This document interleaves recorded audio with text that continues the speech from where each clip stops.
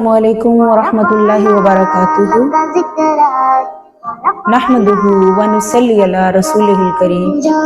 अम्मा बाद फ़अऊज़ु बिल्लाहि मिनश शैतानिर रजीम।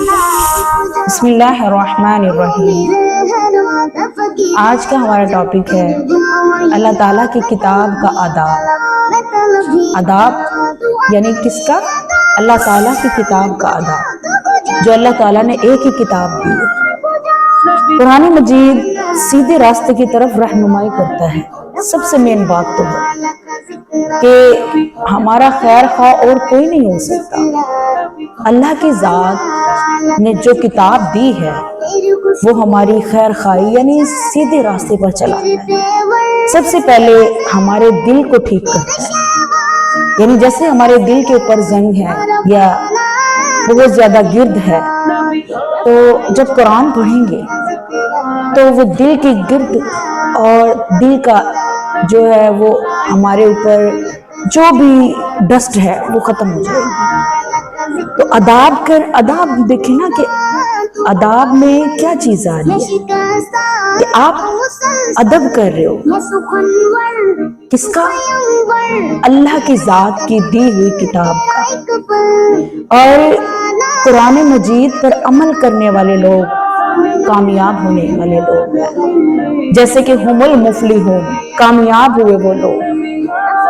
अल्लाह ने खुद कहा है ना कि कामयाब हो गए वो लोग। एक होती है दुनिया की कामयाबी, एक होती है दुनिया की डिग्रीज, दुनिया की किताबें पढ़ें, दुनियावी तालीम भी हासिल करें, क्योंकि वो सिर्फ दुनिया की हद तक है। लेकिन ये जो अल्लाह ताला की किताब है ना, ये आखिरी आरामगाह में भी जानी, ये गवाह भी बननी। इसको कितना पढ़ा, कितना अदब किया, कितना समझा, कितना गौर फिक्र किया। और एक और खास बात, कुरान मजीद अपने पढ़ने वालों की सिफारिश करेगा। जैसे होता है कि बहुत सारे लोगों को ऐसे लगता है कि हम किसी की सिफारिश दिलवा लेंगे, यानी हमारा अगर ये काम खराब हुआ तो हम किसी की सिफारिश दिलवा लेंगे। लेकिन हमने कभी सोचा है कि आखिरत में भी और कब्र में भी सिफारिश पड़ सकती है? और सिफारिश कैसे होगी? अल्लाह ताला की किताब करेगी। अल्लाह ताला की दी हुई किताब, उसकी सिफारिश जो है अल्लाह ताला कबूल करेंगे।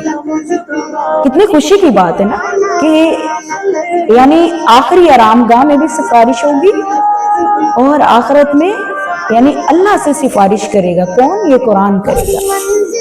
तो तिलावत करते हुए ये ध्यान रखिएगा कि इस कुरान ने सिफारिश करनी है, अपने पढ़ने वालों की सिफारिश करेगा। हम आदाब के साथ पढ़ेंगे, हम बावजू होकर तिलावत करेंगे, हम मोहब्बत से पढ़ेंगे, हम सीखेंगे और सिखाएंगे, हम खुशो खुशू के साथ पढ़ेंगे, हम समझकर पढ़ेंगे। और ये कुरान सिफारिश करेगा, ये कुरान सिफारिश करेगा उस जात के आगे जिसके आगे किसी की सिफारिश काम नहीं आएगी। और मुझे उम्मीद है कि आप लोग जरूर इस बात पर गौर व फिक्र करेंगे।